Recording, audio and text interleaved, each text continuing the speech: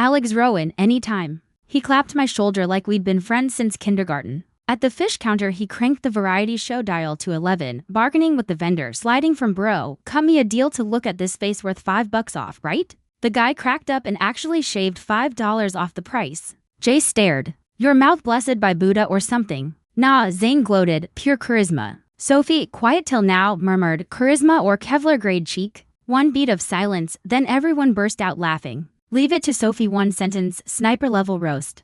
By checkout we were pack mules. Zane grabbed the two heaviest totes, still able to flash a victory sign at the lens. Market squad mission accomplished. I exhaled. Being around Zane is easy, he carries every scene, and I just applaud from the cheap seats, perfect for a bottom-tier name like me. Back at the villa, the dinner shift clocked in. Minutes later, a familiar smell drifted out. Minced garlic hitting hot oil, edges brown just right. Ethan's opening riff. He always starts on low heat, convinced that's peak aroma. 3 years of marriage, one whiff and I could pick it out blind. The kitchen is open plan. Ethan stood at the range, sleeves folded to the forearm, tendons flexing. He tossed whatever was in the wok with the unrushed grace of a perfume ad. In his hand the spatula wasn't a utensil, it was prop work worthy of an Armani campaign. Beside him Morgan wore a ditzy floral apron, beaming as she offered a saucer of chopped scallions. Ellis, scallions, Alex. He scattered them in seamless rhythm as if they'd rehearsed. She hovered at the perfect camera-friendly distance, close enough to hint, far enough to stay decent, chin tilted, eyes on his profile.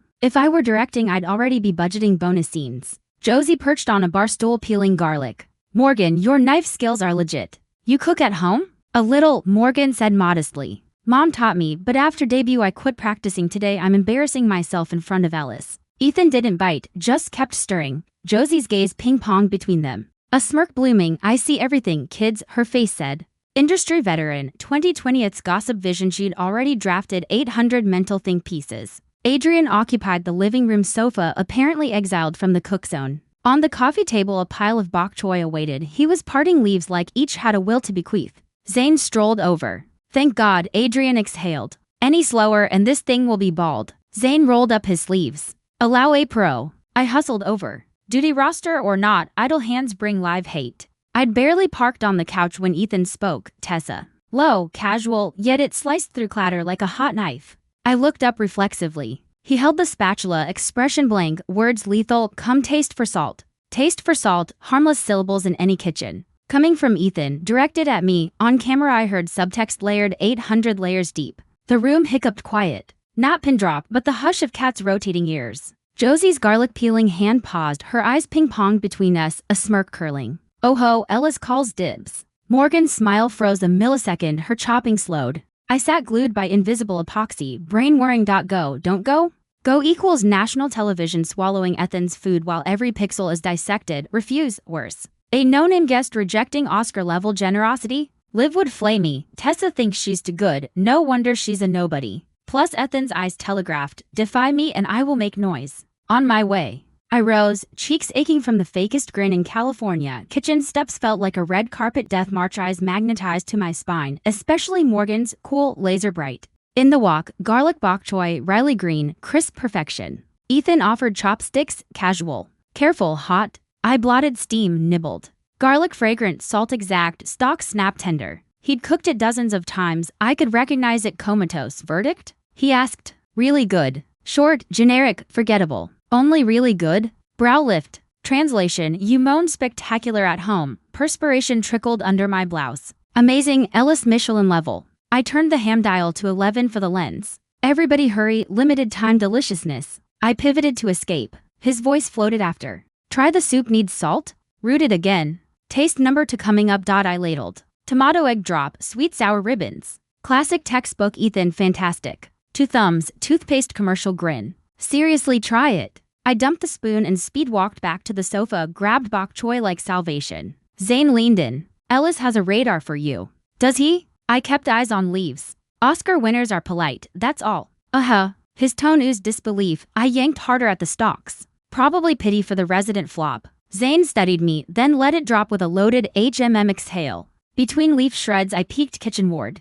Morgan had resumed optimal proximity to Ethan, plating dishes in that Cameratee's radius, hands almost brushing, never quite. Bread and butter dating show gold. Ethan's face reverted to default, distant, icily courteous. How he treats strangers. The way he'd looked at me? Glitch in the matrix, I bent over my bok choy. Disaster. Day 1 and my invisibility cloak is already in tatters. Dinner finally landed, 8 platters running from Riley green garlic bok choy to caramel bronze pork ribs, ruby tomato soup to ivory steamed bass. The man can cook. Ethan does everything at Everest level. Apparently the kitchen isn't exempt.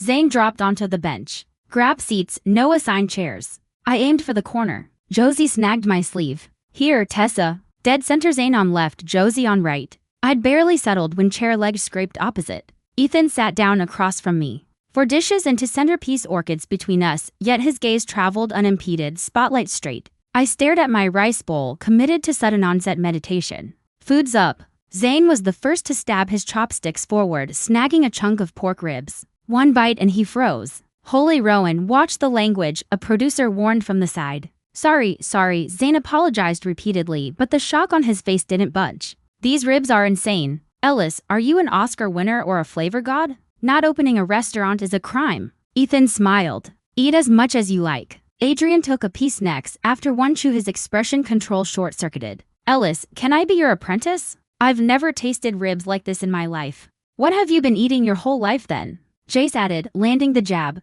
My mom's cooking, Adrian answered, utterly justified. But honestly, Ellis tops mom. Sorry, ma, facts are facts. Everyone cracked up. Morgan, seated beside Ethan, ate like a swan, each bite minuscule, as though a crumb might choke her. Every so often she tilted her head toward Ethan, voice soft, smile syrupy. I kept my head down and chewed, trying to vanish. Someone wouldn't let me. Tessa, try the fish, it's good. Ethan's voice drifted from across the table. Casual as if we were at home. My chopsticks paused. I looked up. He'd already slipped a morsel from the belly of the fish onto my plate. The room went still again. I stared at that piece of fish, screaming inside. Ethan, have you lost it? We're filming. The whole country will see. But on the outside I produced a flattered smile. Alex, Ellis, you're too kind. Belly meat is bone-free, suits you, he added. Perfectly innocent to the ear, I knew the code. I can't pick fish bones. Every time we eat fish he preps mine first. I lowered my head, stuffed the flesh into my mouth, chewed twice, and nearly swallowed my thundering heart.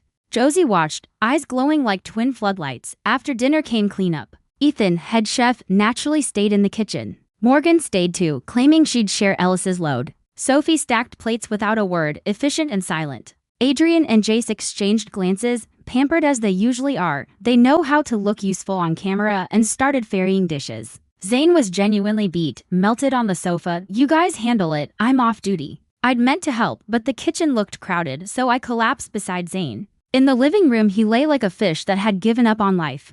I walked over and dropped next to him, exhaling. Tired? Zane tilted his head. A bit, I said. Day 1 is always rough, he chuckled. Reality looks easy, but it's worse than scripted. At least dramas come with lines. Hear your brains on red alert the whole time. Casey's right, I sighed. Quit calling me Rowan, sounds distant, he waved. Say Casey. Casey, I obeyed. Attagerl, he answered cheerfully. Anything you don't get, ask me.